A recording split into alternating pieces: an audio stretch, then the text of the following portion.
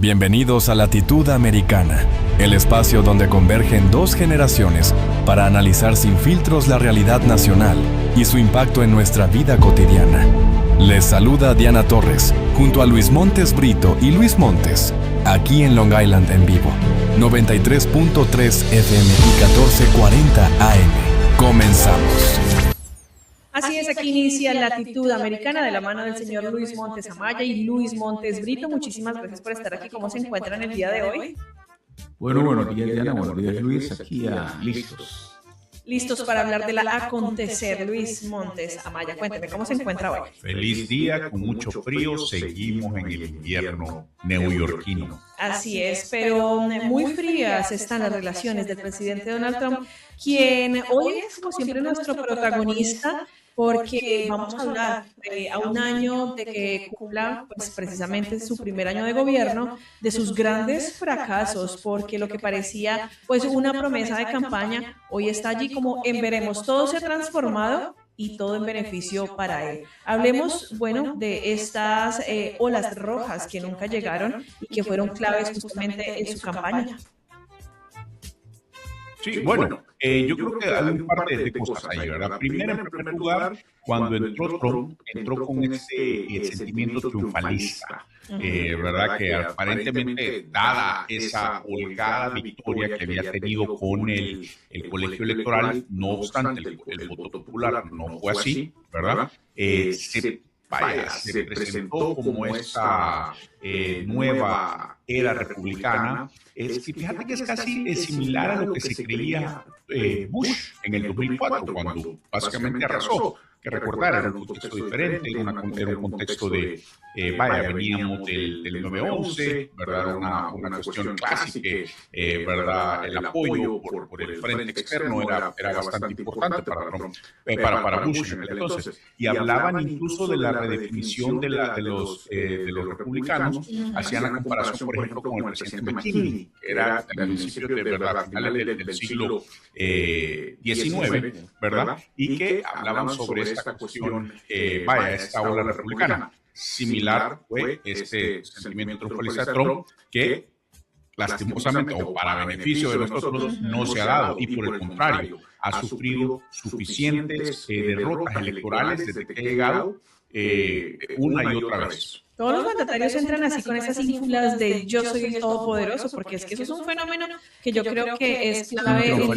Exacto, todos creen tener el mundo en sus manos y él en específico cree que tiene el mundo en sus manos y que puede invadir cualquier terreno del planeta, pero pues la mala noticia para él es que definitivamente tiene que pasar otros filtros y que esto no va a poder hacer así.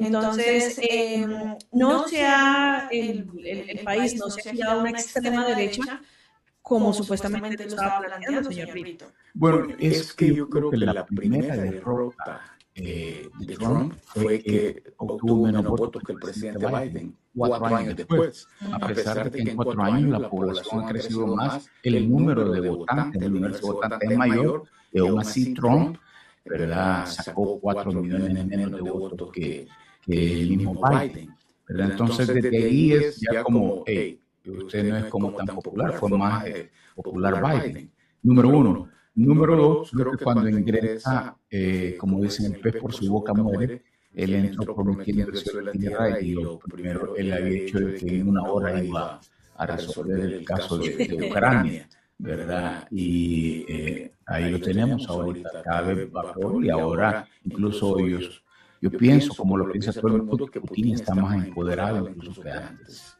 Sin duda alguna. Vamos entonces al segundo punto y es el Departamento de Educación. Mucha amenaza y cero desmantelamiento. Pues durante esta campaña, él juró eliminar el Departamento de Educación, así como lo oye, como un símbolo de su guerra cultural. Un año después, la promesa está completamente abandonada. Pero yo sí siento que ese tema de eliminar la educación, pues básicamente era como para una doctrina, como para que todo el mundo crea solamente lo que él quiere que la gente crea. Me parece muy mal. Sí, bueno, esto fue parte, ¿verdad? Por parte del plan aquel 2025, que fue el plan emitido por la, ¿verdad? Por este think tank, la Heritage Foundation, ¿verdad? Que de hecho, mucha de la gente que lo escribió terminó en su administración. Y a la larga fueron un montón de promesas, quedaron promesas, se está peleando, algunas las está peleando, pero precisamente el Departamento de Educación, acordemos como, por ejemplo, la secretaria, ¿verdad? Linda McMahon, ¿verdad? Que la única experiencia que tenía era que había estado un par de años, que había comprado el asiento para estar en la Junta ¿verdad? De Educación de Connecticut. Y ese era básicamente todo, porque lo otro que tenía era de lucha libre, ¿verdad? Era la ejecutiva de la, ¿verdad? de la empresa de que maneja la lucha libre en Estados Unidos. Y entonces el santo, el cavernario, como que no le dieron ese empuje para poder llegar a lo que quería, que era cerrar el Departamento de Educación. Y como bien tú lo decías, esto era básicamente eliminar de una manera del federalismo la coordinación de una agenda estatal. Y esto lo que iba a decir, lo que iba a dejar es que iba a dejar, en teoría, más autonomía, ¿verdad? A los estados para decidir. Y esto lo que hace que a los estados, ¿verdad? En términos de coordinación de políticas, por ejemplo, como el artículo 9, ¿verdad? Que son políticas de derechos civiles, de derechos humanos, de coordinación de políticas públicas educativas, simplemente eliminaban esa opción. Y creo que en ese sentido, por eso fue que ningún republicano en la casa, a pesar de que tenían la mayoría, simplemente le dieron. Y hay que decirlo también. Para hacer ese tipo de cuestiones necesitaba hacerlo a través de una manera de presupuesto, ¿verdad? No era una cuestión simplemente de, como lo trató de hacer, una orden ejecutiva y ahí terminaba.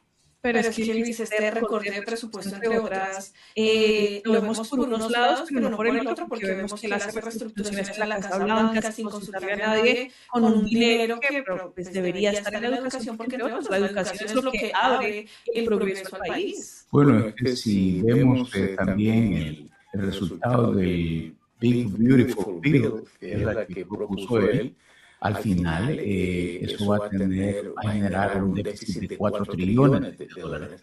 Entonces, recordemos también que ese fue el punto de quiebre con Elon Musk, ¿verdad? Porque Elon Musk le decía, yo me estoy matando aquí, que no estaba haciendo mayor cosa porque recortar gente, decir, que pidan 10,000, 20,000, eso no es como un plan, eso es una decisión con el hígado y falta de empatía, porque ellos son millonarios, no se ponen a pensar en cómo la gente va a quedar. Entonces, pero por otro lado, ¿verdad? Y aquí viene la tristeza, comienzan a disminuir los impuestos, a recortar los impuestos a un montón de gente, ¿verdad? Y pues, vaya, y además de eso, le descuentan los impuestos a los ricos, a los millonarios, ¿verdad? Y además a costa de recortar los fondos para los planes de seguridad social, ¿verdad? En otras palabras, ¿verdad? Haciendo más grande la brecha social, que es lo que estamos viendo,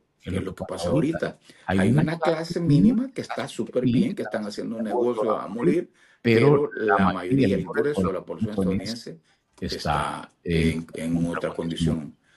Sí, que claramente la gente sin educación, ¿verdad? Estamos en el Departamento de Educación, cuando se va a encargar la gente de que esto en realidad esté, ¿verdad? Ese es un adoctrinamiento de lo que el trumpismo.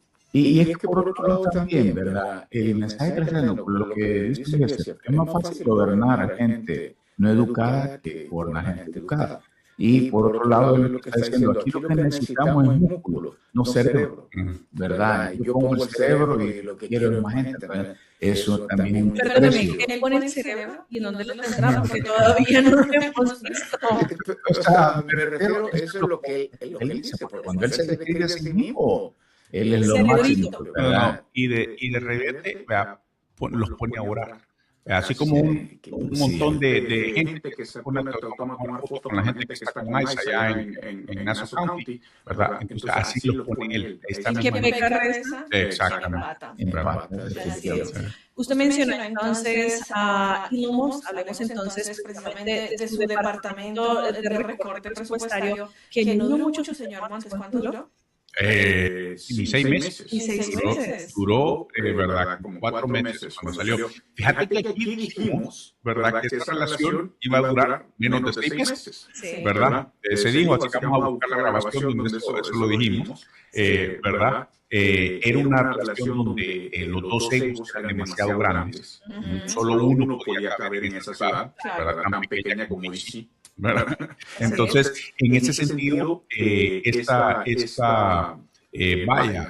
medida, ¿verdad? El departamento, ¿verdad? de recorte, ¿verdad? Del presupuestario, fue precisamente una medida que, era como traer a McKinsey, como traer a Boston Consulting Group al gobierno. Lo que sucede es que eso es obviar cómo el gobierno y las instituciones públicas trabajan. Aquí, en ese sentido, no solo es que llegas a ordenar, hay que construir consenso para poder tomar decisiones, porque si bien la rama ejecutiva es liderada por Trump, al final el presupuesto depende, ¿verdad? Directamente de las decisiones legislativas. Y en muchos casos, por ejemplo, en el caso hablemos de Virginia, ¿verdad? El caso de Maryland, donde hay un número grande de empleados públicos que se ven afectados, estos van a ser, por supuesto, los representantes de esos estados no van a estar muy, ¿verdad?, contentos de tenerlo. Además, verdad que decirlo, Elon Musk no conoce la administración pública. Entonces, esta idea que vas a manejar el gobierno, un monstruo enorme como es el gobierno federal, como una empresa, es la idea más desfachatada, ¿verdad? La idea más fuera de lugar que te puede imaginar. Y para prueba, un botón. Ahí está. Elon Musk, el hombre más rico del mundo, ¿verdad? Exitoso en cualquier ¿verdad? Empresa, en cualquier emprendimiento que él se vuelve, llega al gobierno y simplemente fracasa. Fracasa estrepitosamente, ¿verdad? Y es que, mira, tú tocaste el verdadero meollo. Lo que pasa es que es diferente la administración pública a la administración privada. En las empresas no hay democracia. Nadie eligió al jefe y allí hay una sola voz vertical, es esto va. Y cuando es tan sencillo, cuando el auditor te dice, mire, estamos perdiendo porque tenemos demasiado gasto y todo, entonces va a hacer ese recorte de personal, ¿verdad? Pero en el gobierno tenés que medir, ¿verdad?, cuál es el impacto social, el impacto político, cómo te va a afectar en otros programas, que es lo que ellos no midieron, y la capacidad de concentración, o más bien de frustración de esta gente mínimo. Donald Trump, Elon Musk, son gente que no están acostumbrados a que alguien ni siquiera le discuta una opinión. Porque veíamos esos choques. Sí, es cierto. Yo recuerdo cuando se hizo el posicionamiento del presidente, donde estaba Elon Musk, yo siento que él en algún momento sintió que él era el presidente. Y con su saludo a lo nazi y demás, yo siento que él pensó como, ok, aquí voy a mandar yo, pero le tocó bajarse de la nube un poquito.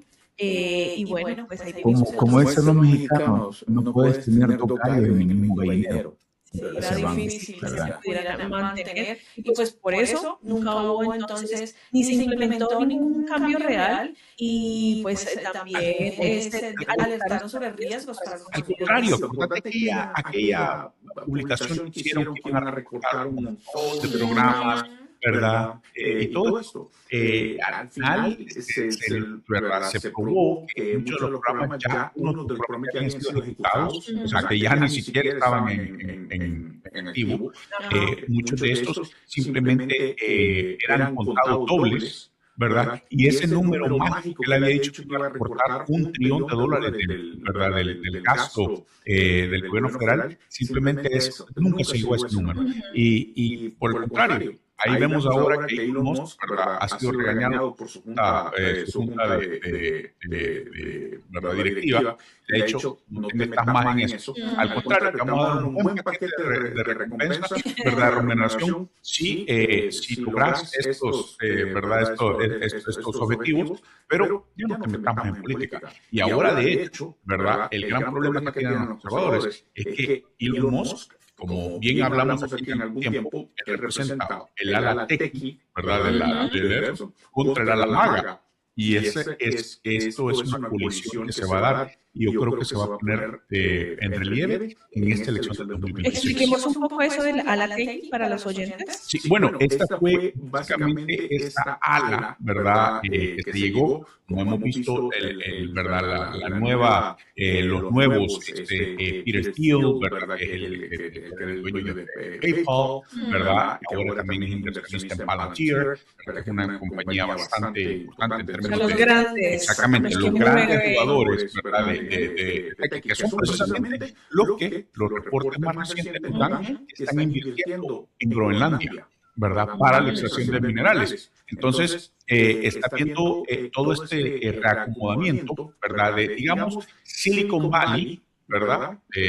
Los poderosos de Silicon Valley se movieron a Washington a jugar política, ¿verdad? Ahí tenías a la gente de, ¿verdad? Como digo, ¿verdad? Meta incluso, ¿verdad? Zuckerberg jugó ahí, eso jugó ahí, ¿verdad? Entonces tenías a los más poderosos y tenías a la maga, ¿verdad? Que es una ala bastante, digamos, encabezada por Steve Bannon, ¿verdad? Por Stephen Miller, por, vaya, gente más radical, ¿verdad? Exactamente, Nick Fuentes. Entonces, y esta gente es la que básicamente llega, ¿verdad? La que de veras ha sustentado el crecimiento de Donald Trump en los últimos 10, 12 años. Y esta gente que al final fueron los que saltaron, ¿verdad? En el triunfo. Pero esta colisión se dio y creo que esta colisión que viene, la gran diferencia es que esta gente tiene dinero y está dispuesto, ¿verdad? Y está dispuesto a invertirlo, como han demostrado, ¿verdad? Lo que hizo, por ejemplo, Elon Musk al final de la campaña del 2024, ¿verdad? Que tiró el dinero dando rifas y todo esto para la gente. Y esta, ¿verdad? Entonces, eso se da, pero a diferencia de la ala maga, ¿verdad? Que es una ala, ¿verdad? Como eso es corrupción, eso es pensamos. Dar dinero por un voto. ¿Verdad? Sí, lo que pasa es que la ley lo permite y va Elon Musk, entiendo que fue el inversionista, el financista más grande de la campaña de Trump, ¿verdad? Sí, independiente, ¿verdad? Porque está también la financista más grande es la familia Adelson, ¿verdad? Que son los dueños del casino, ¿verdad? ¿Verdad? Los casinos, y que básicamente esta gente es la que ha estado ahí por años, ¿verdad? Dándole. Y al final, aquí lo importante es que hubo un rompimiento entre lo que el ala ideológica y el ala financista, ¿verdad? Entonces, eso le va a pasar factura a Trump, como ya le está pasando factura, como lo hemos visto en las elecciones que han habido posteriores a su entrada al gobierno. Así es. Vamos entonces al siguiente punto. El muro fronterizo, ni terminado ni efectivo. Yo recuerdo que esto fue una promesa de campaña del anterior,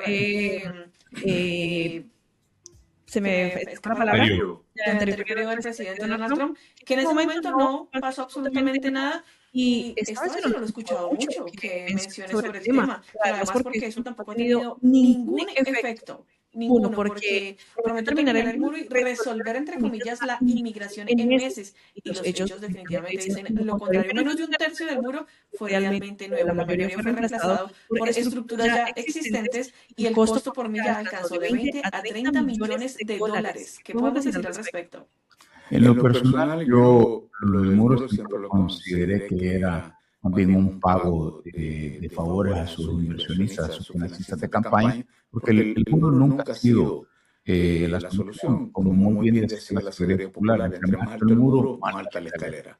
Es así de simple. En realidad ahora vemos de que sí, la inversión la han detenido, pero con otro tipo de medidas que son discutibles muchas, ¿verdad? Pero el muro en sí nunca fue la solución. Tenemos, yo siempre lo he dicho, en la historia, fracasos de grandes muros como la Gran Muralla de China, que ellos la construyeron para que no lo invadieran los mongoles, al final siempre terminaron pasando en algunas áreas. Tenemos el muro de Berlín, que al final lo terminaron derribando, ¿verdad? Y ahora pues tenemos el muro de Trump, que ha quedado ahí como un monumento al inservible y a las decisiones populistas. Así es.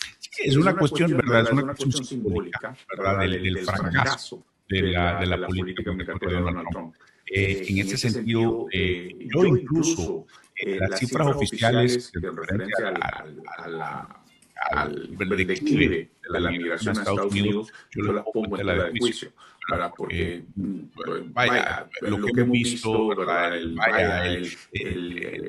reacomodo de la fórmula, por ejemplo, para hablar de algo del GDP, ¿verdad? Cómo lo ha cambiado, que dijo que no va a involucrar ahora el gasto público en esto, porque eso ya no era parte. Entonces, cuando empezás a ver la manipulación de las estadísticas y todo esto, ¿verdad? Te da aquel sentimiento. Yo, ¿verdad? Por el momento, lo único que hemos visto es que han habido menos arrestos. Pero esto lo que me puede indicar dos cosas. Uno, o que están haciendo un mal trabajo, ¿verdad? Que la gente está igual está pasando, ¿verdad? Y dos, han hablado de un número, por ejemplo, de las autodeportaciones de 1.6 millones de personas. ¿De dónde sacan eso? Y entonces empezás a ver todas estas estadísticas, empezás a ver que en realidad las políticas migratorias, ¿verdad? Están fallando, porque estos números, ¿recuerdas aquel número que nos dijeron que iban a ser 3.000, ¿verdad? 3.000 arrestos diarios? ¿Cuándo han hablado de eso? Habían prometido 1 millón en el primer año. Y yo creo que con suerte han llegado o van a llegar enero 20, ¿verdad? A quizás a unos 300.000, 350.000 deportados. Entonces, cuando empezás a ver todos estos números y empezás a ver precisamente que ya no se habla, por ejemplo, del muro, ¿verdad? Ya no se habla, ¿verdad? Incluso hemos visto un reporte, ¿verdad? Recientemente, que van a cancelar las juramentaciones de ciudadanos. ¿Verdad? Las ceremonias de juramentación. Entonces, está viendo que él está poniendo esta presión y está haciendo eso, pero por otro lado nos está desviando la atención a otras cuestiones, donde simplemente, ¿verdad? Porque precisamente las dos cosas que eran pivot primordiales para él, la economía y la inmigración, simplemente han sido totalmente fracaso.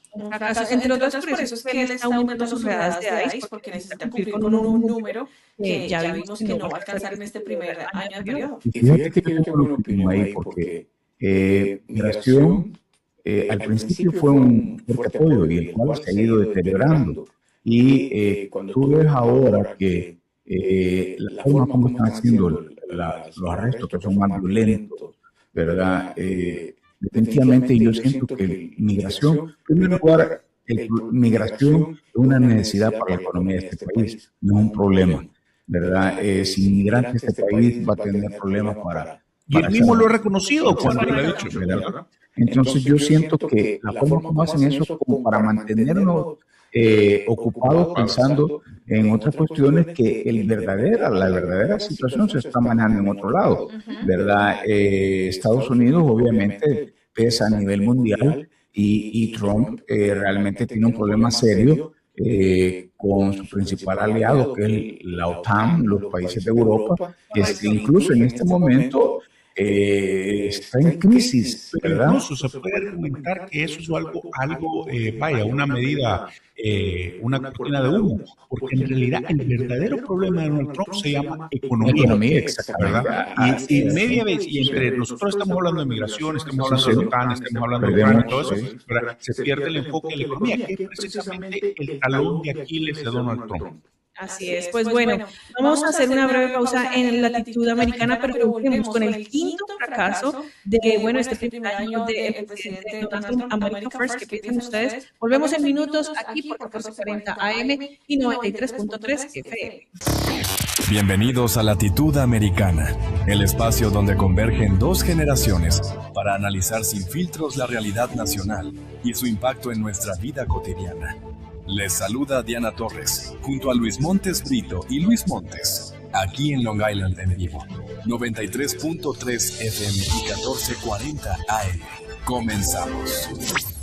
Continuamos en la latitud americana, un año precisamente del periodo del presidente Donald Trump y sus 10 grandes fracasos. Ya pasamos por esta ola roja que nunca llegó, las derrotas electorales, el Departamento de Educación, una amenaza, cero desmantelamiento. Tercero, las criptopromesas del viral al olvido. Cuarto, el muro fronterizo, que no ha terminado y que tampoco ha sido efectivo. Y pasamos al quinto, y pues bueno, el eslogan de campaña, America First, quiere con Estados Unidos definitivamente aislado del mundo, entre otras porque él ha roto relaciones con absolutamente todos los países y muchas organizaciones, entre estas la OTAN y organizaciones pues, que van y le apuestan al cambio climático.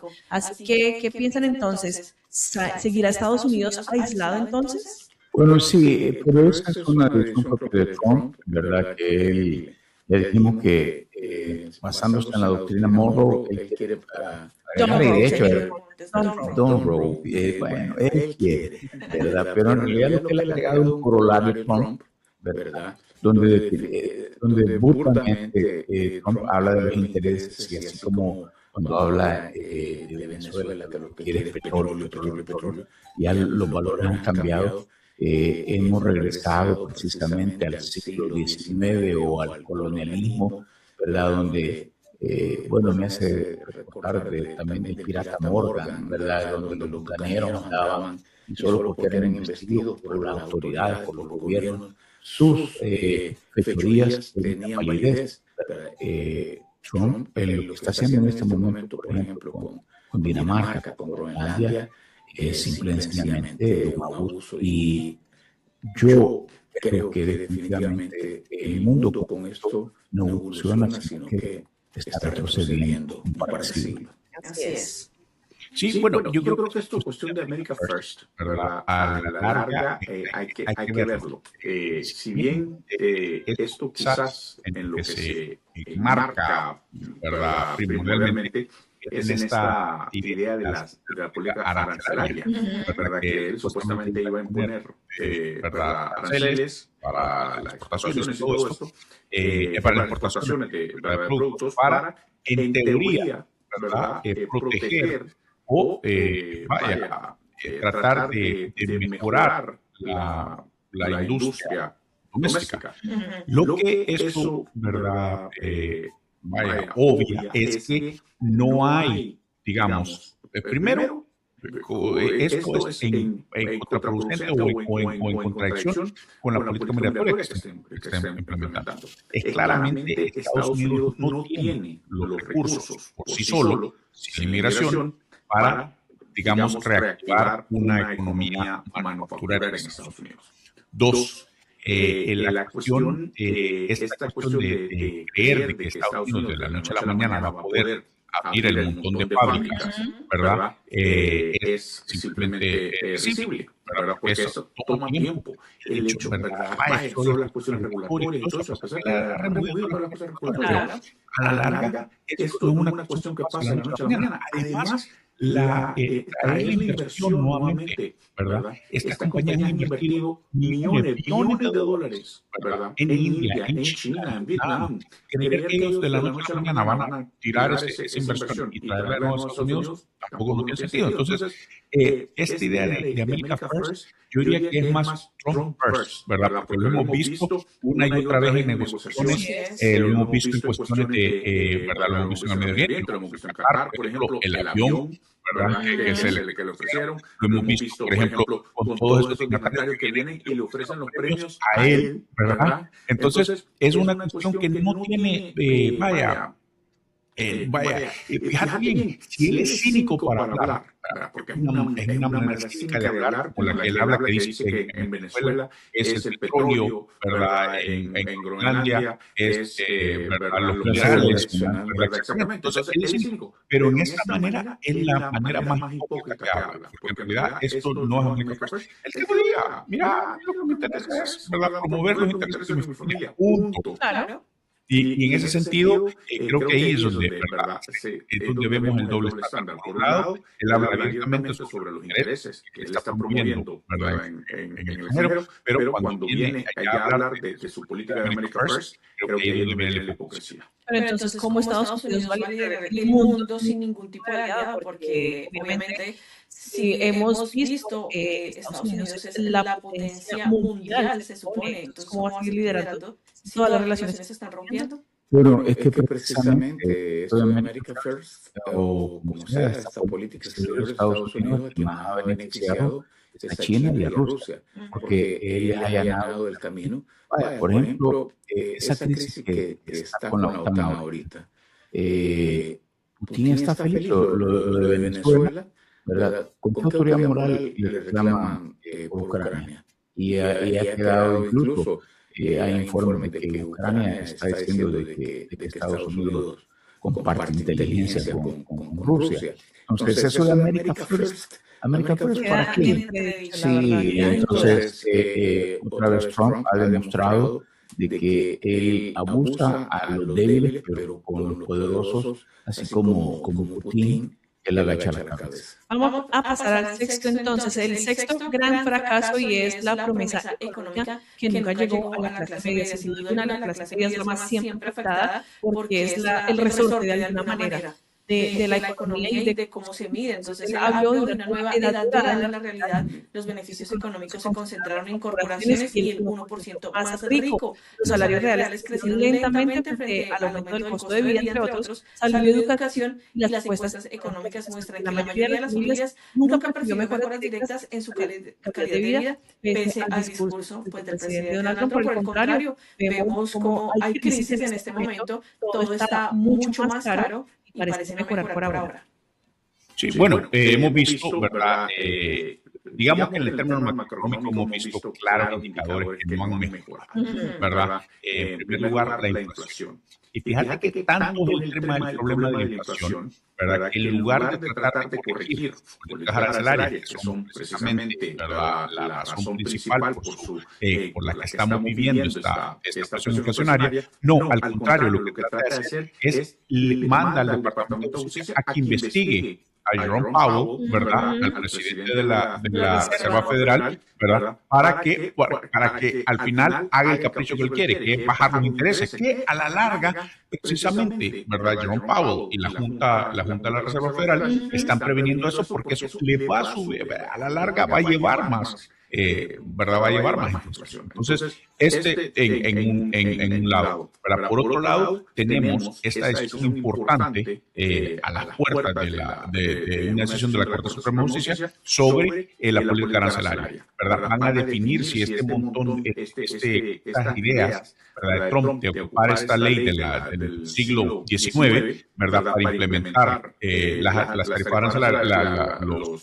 cuestiones arancelarias, en realidad cabe, ¿verdad?, con su argumento, porque si te has fijado, lo maneja de manera antojadiza. Ahora quiere castigar, por ejemplo, a Noruega, Finlandia, ¿verdad?, los 8 que han enviado tropas a Alemania, ¿verdad?, simplemente porque no están haciendo lo que él quiere. No es una cuestión, no es una cuestión meramente comercial, no es una cuestión, ¿verdad?, técnica, exactamente. No hay un argumento que esta gente nos está perjudicando, digamos, comercialmente, ¿verdad?, sino que simplemente es una manera antojadiza, arbitraria de la que quiere ocupar Donald Trump, ¿verdad?, con su política arancelaria. Y además, ¿verdad?, lo que mencionaba anteriormente, el Big Beautiful Bill, ¿verdad?, que ha sido el mayor problema, por ejemplo, con los seguros de salud, ¿verdad?, con las primas de los seguros de salud, que ha tenido el mayor impacto en la clase trabajadora, la clase media de Estados Unidos, donde vamos a ver incrementos, que ya estamos viendo incrementos en las pólizas, en las premiums, ¿verdad?, de las pólizas de seguro de salud, hasta de 300%. Pero entonces yo sí me pregunto, ¿dónde están los analistas y los que hacen proyecciones a futuro? Porque estas decisiones de subir los aranceles por aquí, no, mañana los bajamos, pero otra vez los subimos con números desproporcionados. Y esto pues me hace entrar entonces al tema de infraestructura, de anuncios y obras, porque no hemos visto más que conferencias de prensa, pero nada de carreteras nuevas ni sistemas modernizados. Es que el problema no es que no haya talento en Estados Unidos. Claro, aquí el problema es que el que está al mando es tan autoritario que no permite el que le discutan, pero política económica, no, aquí lo que hay es dependiendo del humor de Donald Trump, ¿verdad? Hay que recordar que la administración Trump debuta económicamente con la población, llevando los huevos a su máximo precio histórico, ¿verdad? Esto es bien simple. Usted no tiene que ser economista. Vaya al supermercado, ¿verdad?, y vea si le alcanza ahora más dinero, si todo está más barato o no. Segundo, ¿verdad?, ahora en enero la gente que está pagando su prima de seguro, ¿verdad?, vea cómo le está afectando. Entonces, el poder adquisitivo en la mayoría de estadounidenses se ha perdido. Otra vez, lo que ha pasado aquí, hay una concentración de la riqueza. El 1% de la población más rica se ha enriquecido más. Eso es tan simple. Pues entonces entramos a hablar de salud con el Obamacare. Sí, ¿verdad? Y volviendo a estas cuestiones de infraestructura, mira, cuántas noticias hemos visto, ¿verdad? Donde millones de dólares en invertir en esto. Y fíjate bien, yo siempre le digo a la gente, pongan la atención, siempre dicen que van a tener los próximos 4 años. Es decir, están jugando con el tiempo de que Donald Trump va a estar fuera, ¿verdad? Segundo, esta montón de inversiones, por ejemplo, la semana pasada veíamos una inversión importante aquí en el estado de Nueva York para los chips, para eso. Hay que recordar a la gente, esta fue una medida que los republicanos opusieron en la Casa de Representantes y en el Senado, ¿verdad? Fue aprobada bajo la administración de Biden, ¿verdad? Y que es precisamente la repatriación de muchas de estas compañías que están prominentemente en Taiwán, que están trayéndose, ¿verdad? Se están trayendo a Arizona, se están trayendo aquí a Nueva York, y que ahora ellos van, ¿verdad? Y mandan, por ejemplo, a Ludwig, al secretario de Comercio, a ¿verdad? A hacer el corte de cinta de estos lugares, pero en realidad son cuestiones que ellos no apoyaron. Y entonces, en ese sentido, creo que ahí, ¿verdad? Es importante remarcar eso, ¿verdad? Que si bien ellos ahora se están tomando el crédito, ¿verdad? Por muchas de las construcciones de la infraestructura que se está dando, pero esas son cuestiones que fueron aprobadas antes. En el periodo de Trump, en el segundo periodo de Trump, nada ha sido aprobado de eso. Muchas promesas y nada, ¿verdad? Debería aprender un poquito del presidente Nayib Bukele, que inaugura ahora cada 8 días. No, él quería restaurar la cárcel de Alcatraz. Sí, hay una obra. Alcatraz, Alligator. Bueno, y también hizo Alligator Alley, también allá la cárcel. Bueno, quería restaurar Alcatraz en San Francisco y abrió la de Alligator Alley en Florida. Y las dos, ¿verdad? Sí, porque son así con el presidente, él está intentando hacer algo. Bueno, nos vamos entonces con el octavo fracaso, se nos va acabando el tiempo, pero quiero tocarlo rápidamente, el tema del Obamacare, que bueno, un año después más de 40 millones de estadounidenses siguen cubiertos, pues además del 60% de la aprobación pública. Los intentos republicanos fracasaron otra vez por no presentar una alternativa viable. Y en materia de salud, sin duda alguna, creo que bueno, continúa este trabajo. 2 puntos importantísimos. Primero, el fracaso, ¿verdad? Que se va para arriba. Y segundo, pero lo más importante políticamente, es que 17 representantes o congresistas republicanos le dijeron no a Trump.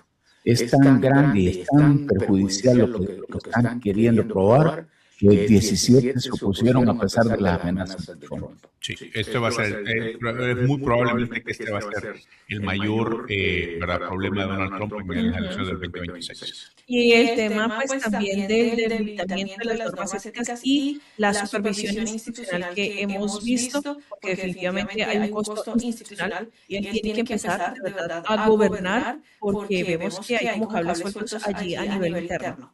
Lo que pasa es que el sistema de pesos y contrapesos se ha perdido en Estados Unidos porque Trump domina el Ejecutivo, domina el Congreso, Cámara Baja y Cámara Alta, y él apoya con la puerta de jueces. Entonces, ahora en la intermedia de noviembre, eso va a cambiar y entonces va a comenzar a volver a funcionar el sistema estadounidense. Tenemos solamente entonces 30 segundos de gran fracaso final, pues que permitió gobernar y para todos. El año produjo lo contrario, polarización a niveles récord, caída de la confianza en las elecciones, medios y justicia y una réplica constante de enemigos internos. Al contrario, a la unificación del país, al contrario, la polarización ha utilizado el sistema de justicia para perseguir a críticos y personas ¿verdad? La constitución política. Y eso creo que es la mayor deuda constitucional que pueda tener Donald Trump y el legado que pueda tener.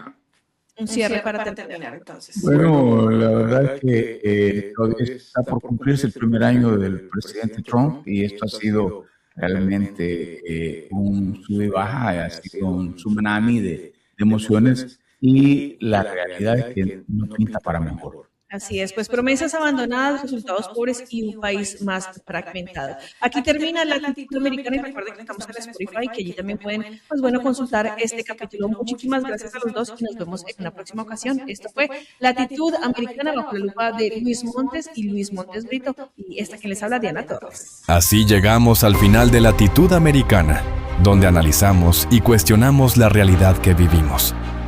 Gracias por acompañarnos. Somos Diana Torres, Luis Montes Brito y Luis Montes, y esto fue Long Island en vivo, 93.3 FM y 1440 AM. Sintonícenos la próxima semana.